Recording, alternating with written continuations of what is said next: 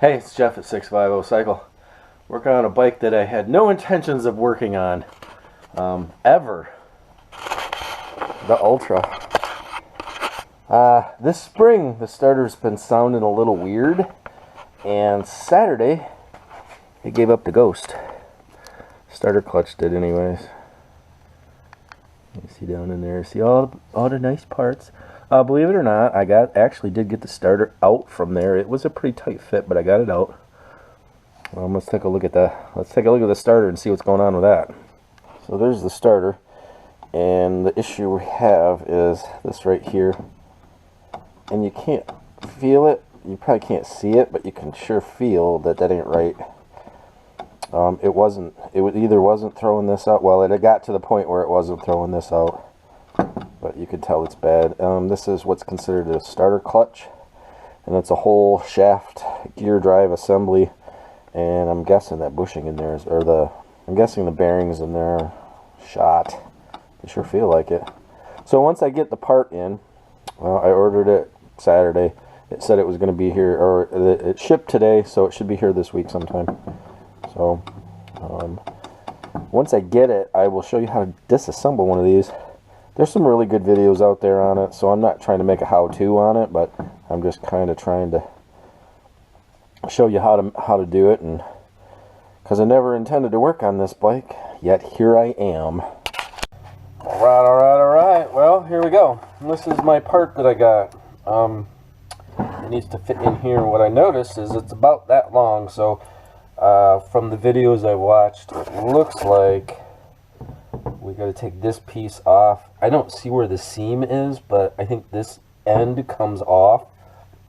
And the one video said, don't let this come apart. And I've pulled starters apart before, and I don't intend to let that one come apart. Fit? It does not fit. Wow. It's like, I don't know if this one's stripped out or if it just is made that way. Like, Lady Gaga said it was born that way. I don't know if that's the right size. Yeah, it is. Huh. Is it? Is it though? It doesn't really feel like it fit down on there.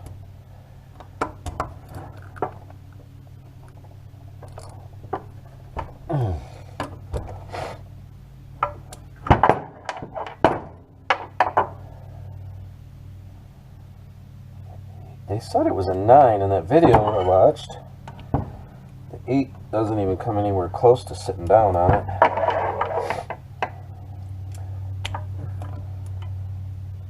It doesn't really seem to want to. That particular bolt is an issue. It worked good on that one. Wonderful. Gonna have a struggle getting that one out of there. I'm gonna be on the struggle bus. Just got crud buildup in there. What's going on? There we go. Alright. Had a little bit of buildup in there, I guess. It didn't really look like it did, but apparently it did. And the socket didn't want to sit down on that nut, or the bolt, or the head. I'll clean it up a little bit once it's out. Don't like that one at all. That one needs cleaned up really bad. It's just got a lot of crud built up on it. Ow. Yeah, like paint or something. Yeah, that one video was saying something about buildup of paint on things. I wonder if maybe before I get too far into that, let me take this chrome piece off. Of course, you got to have a piece of chrome on there. It's a Harley. Yeah, that fits. I'm pretty good at looking at a bolt and saying, that looks like a 10 mil, that looks like a 12 mil. That's probably 14, half inch, 9/16. I can usually tell on those, although not so much anymore on the standards. But Allen's, I have no idea what I'm looking at on most of them. I just grab and start twisting them until they fit. That's a 9 and that doesn't fit. Oh, that's a 9 and it don't fit. 10. Yeah. I don't know if it's a 10 millimeter, but it'll work. I bet that's like an undercoating on there. There's some type of coating on here, and I'm guessing they put the coating on it to keep it from rusting because it is out in the elements.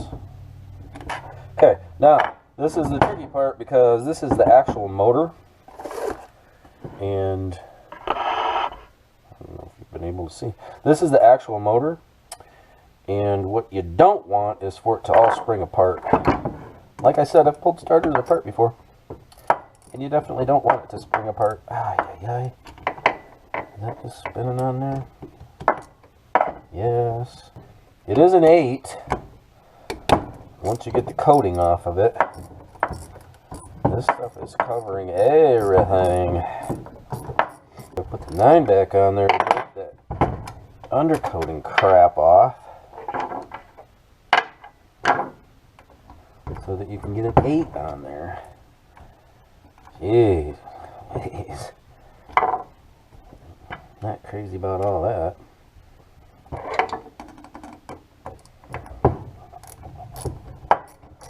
I'm sure there's a reason for it. Not sure what it is, but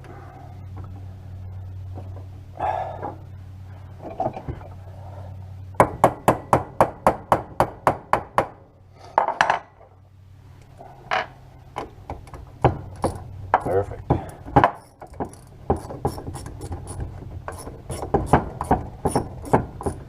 Now it's wanting to pull apart right there. Oh, I see the seam on that front piece, and I certainly do not want that to come apart. I want this to be a nice, simple, easy job. There's a seam running right along here, so this nose cone comes off, and you don't want this to come apart. Alright. I think that might be all the way out. I don't know. Okay, I'm going to stop her there. They also said take it apart like this. So I'm going to try to do that. I got one more to take out over here. Was that a 9 or was that the 8?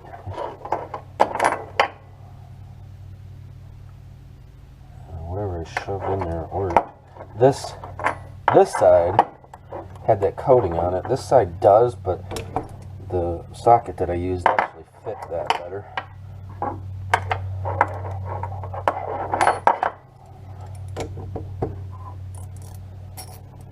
Now this should come apart. Yep, this whole cone nose piece should come off. Just like that. Oh, and they said to set it like that. And there's a spring with a ball bearing in it. Okay, I'm going to secure this. I do not want my starter motor coming apart, so I'm going to make sure that it doesn't. Maybe not the most orthodox manner, but there. So now, sitting on the bench, this thing is not going to spring open because there's nothing holding this onto this. And if that all comes apart, there's brushes on the back of this that will push in, and then you got to take the back cover off to get everything realigned. I don't want to have to do that today.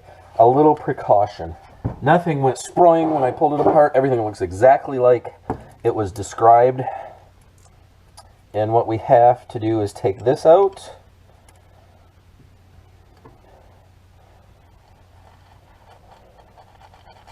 So we got to take this out with these roller bearings. Roller bearing on top. See, the actual starter motor gear sits down in here and drives this idler, and then it pushes on this. And this piece doesn't feel loose right now, but oh, I got some roller bearings. Don't lose roller bearings. 1, 2, 3, 4, and 5.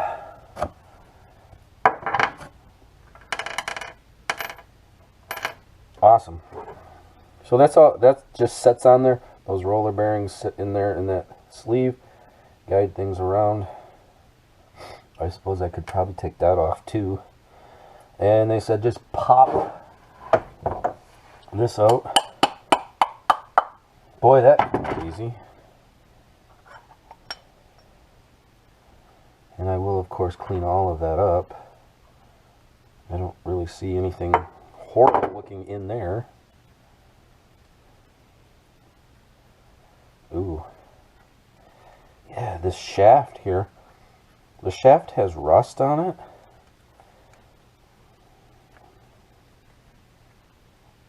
And it just does not feel right. I don't know if it's supposed to go both ways or not. What's this one? Yeah, it's only supposed to go one way.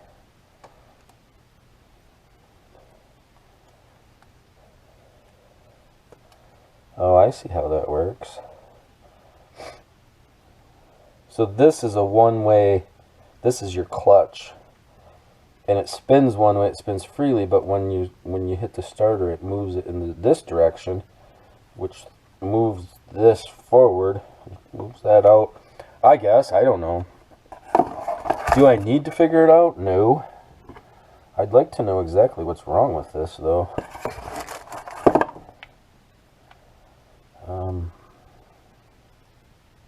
There's a failure somewhere with this one. Wow, I don't know. Those don't look quite the right size. Oh, there's the ball bearing. It fell out of one. I'm guessing it fell out of here. My new one came with directions that said place steel ball bearing into the shaft. Make sure there's only one in there, and it's packed with enough grease that you can't really tell if it's in there, but it is visibly deeper. So I'm going to go ahead and assume, and you know what that means. It's either going to work or it's not. That's what that means. Try not to let that thing roll away. This one is the old one. Don't need it. And I do believe that that ball bearing, it looks like the tip of a ball bearing packed in grease in there. If you look at this one, it's a lot further down there. And it doesn't look like the tip of a ball bearing. Let me just put my scribe in there. It feels like a ball bearing. It feels like it's rolling off a... I'm down to there. Yeah. Okay. This is how I can tell there's a ball bearing in there. I put this all the way down to the bottom of the hole, mark the depth, and put this all the way down as far as I can, and I'm that far off, which is about the height of that ball bearing. So, even though assuming is usually a problem, I feel like I'm pretty safe with that one. There's a little bit of grease up in here around this idler gear. This case has a little bit of grease in it, but I'm assuming that's what came out of there. I'm probably going to put a little bit of grease, not a lot, and it looks like white grease. I have some lithium white grease as opposed to like axle grease. There is an O-ring in there, and I got O-rings with my kit. I'm guessing one goes there and one goes there, but I don't know.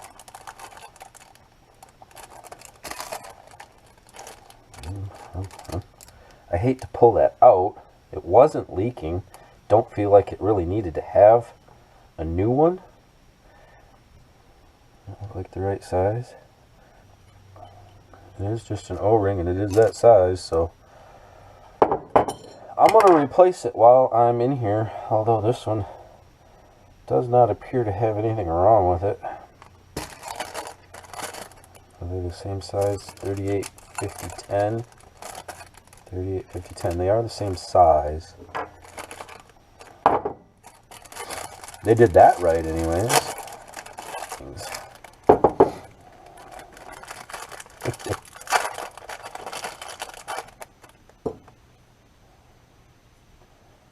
This one will roll on a lot easier. Just like that. Okay, that one's on. I think I can put this down in there now.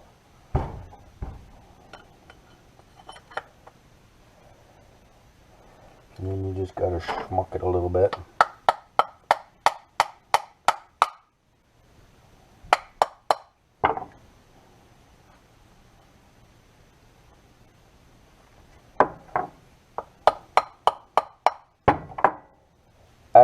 It doesn't seem to want to go. Okay, I can see. It doesn't want to go any further because my bearing is right up against the. I can see it.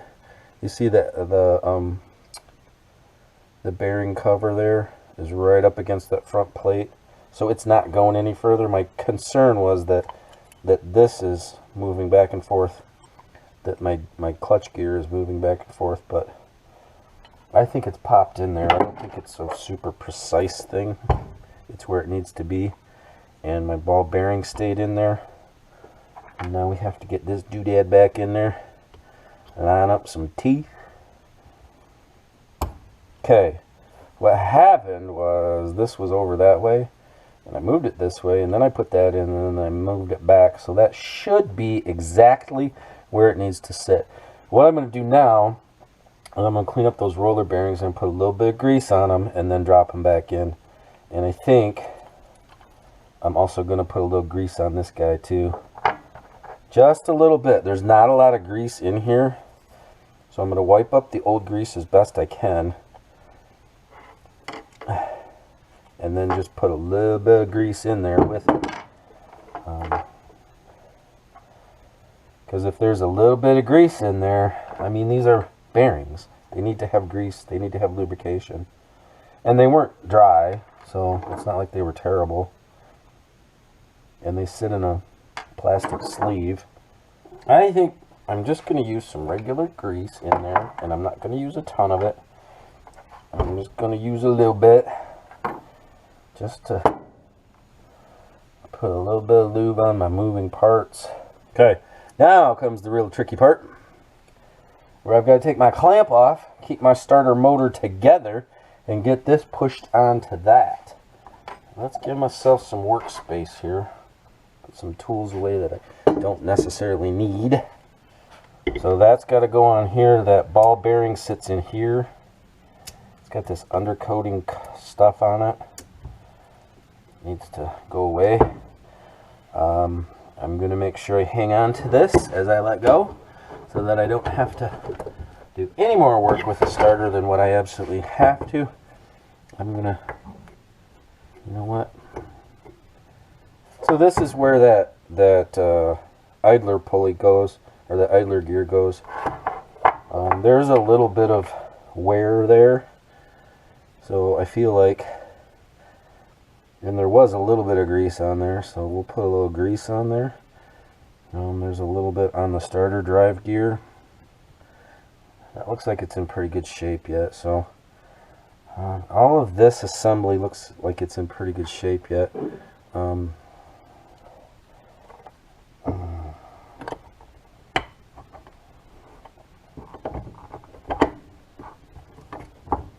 Oh, I let go of it. Pop! Look at there. Alright, before we get too far, these need re-secured. Is it that one? Yeah. Now let's do those first. I'm going to snug them. I'm not going to tighten them because I don't want them peeling it that way until I get those in. But I do not want my starter motor popping apart, as I've mentioned. So the next time you have a starter of some sort and it doesn't work for some reason, pull it apart and then see if you can get it back together. And you will see exactly what I'm talking about. And why I do not want to let this motor go until I have it snug. So these two, which hold the starter motor onto everything else, are secure. I have to get these two back in, but I got to get the undercoating off of this one. That wire wheel, when I went to grab it out of the cupboard, I stuck it under my fingernail, so that always feels really good. This one is one I need. I have that one's super skinny and it fits. Nice. The other one's fat. doesn't fit because it's too fat. I know how that feels. I don't know what the torque spec is. Wouldn't matter, I don't have a torque wrench, but I feel like probably good. So to prep my area, I'm not sure what sensor this is. I'm assuming it is probably oil sensor, or it could be like, I wouldn't think it would be gear position, but it might be. I have to also take the oil fill cap off here. It made a little more clearance, and then again I loosened that, and then everything, I think this can fit underneath there. I can shove it in right in there. So everything's clearanced. I got this plug covered so I don't drop anything in the oil, and I think it's going to slide right in there. At least that's the way it came out. Oh, I got to put these pins up in there, and I'm going to try to make sure that they stick in there. So these are locating pin sleeves, and they go right in these holes. And what happened was when I pulled the starter out, they came out and then they fell. And I got lucky and didn't have a bad day because they didn't fall down in the primary case. I would not have been happy. I probably wouldn't even have known if they had both fallen down in there. One maybe, but both. Maybe, I don't know. I don't know if I would have noticed. But they were just kind of laying up here. One was down behind this belt and the other one was up there. So, they definitely need to be there to locate that starter going in. I think I'm ready to shove her back in. Well, I wasn't paying attention when I pulled this plate off. And I don't know if I got it back on there right. It seems to fit that way fairly well, better than any other way. So we're going to go with that. Yeah, see how this right here wants to drag a little bit. But other than that, it pops right in pretty good. Having moved this. Okay, I got both of them aimed to the back. The nice thing about Harleys, be careful not to hit any chrome. Mess anything up. Goes on here. Aye, aye, aye. Yeah, I did it. This has to go on before I put those bolts in. If that's the worst that I've done, I can't complain. I knew that bracket needed to go on there, but I wasn't thinking that it went on in front of these bolts. So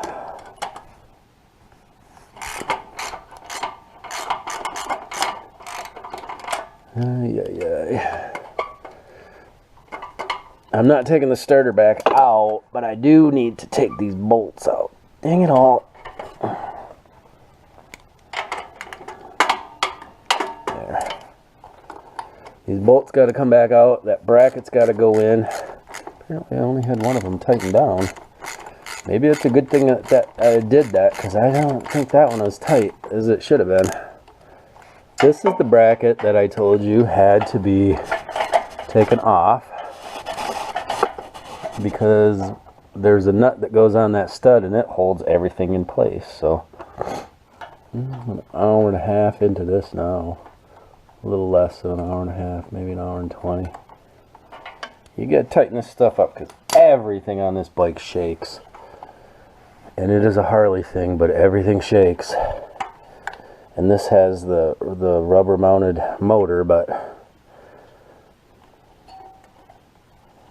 it has to shake or it's not a Harley, I guess. I don't know.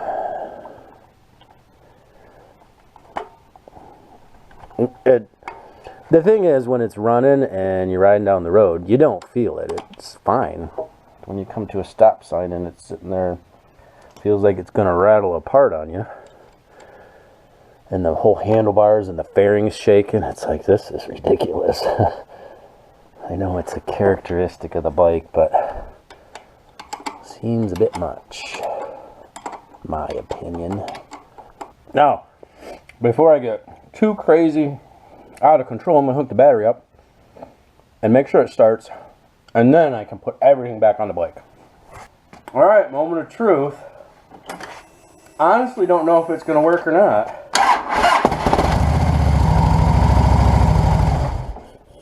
Yeehaw. I'll be honest, that makes a lot less noise than it ever did. It still has that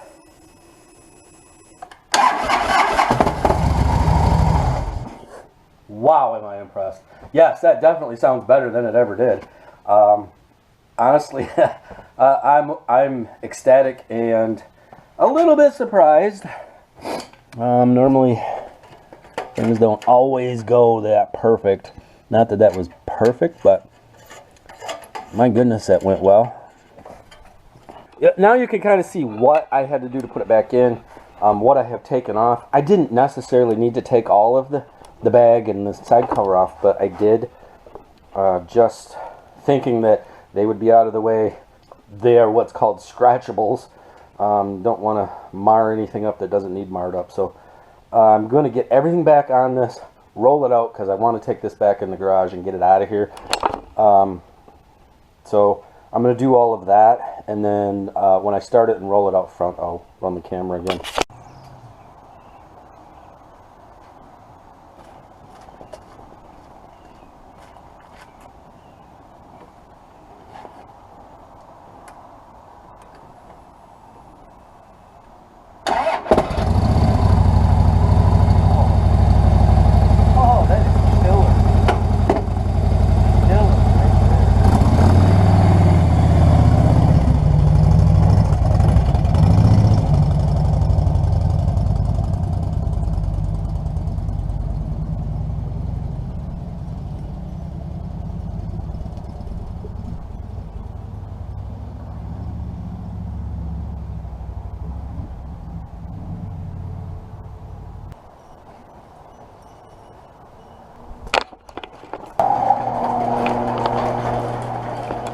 Well, there you go. If you've never worked on a Harley, don't be afraid to work on a Harley. It's a motorcycle. If you're mechanically inclined, it is anything that is mechanically inclined. I'm a little hesitant to work on it because it is such a nice bike. But with everything I've learned from working on these vintage Japanese bikes, it wasn't an issue. Like I said, it's a motorcycle. Has some different parts, has laid out a little different, but it is a motorcycle. So that is part of why I did this video, was to show that motorcycles. I don't know. I don't have a problem working on these at all, and I just dive in on that. Hopefully you like that video. Like I said, I kind of just did it as this is what I'm working on this week, and I couldn't be happier. I am honest, that starter has never clicked over like it just did. It was boom, boom, and it was off. It's always had that rrr in it. And I guess it's been going for a year. So it's fixed. I'm hoping that I have no more issues with it. Cross my fingers, knock on wood, and all of that. But it seems like it's all back together. It's all going to be good. So we're good there. Make sure that you give this video a thumbs up, like, tag, share, subscribe. Follow me on Facebook and Instagram at 650cycle. And if you're out there riding, ride safe.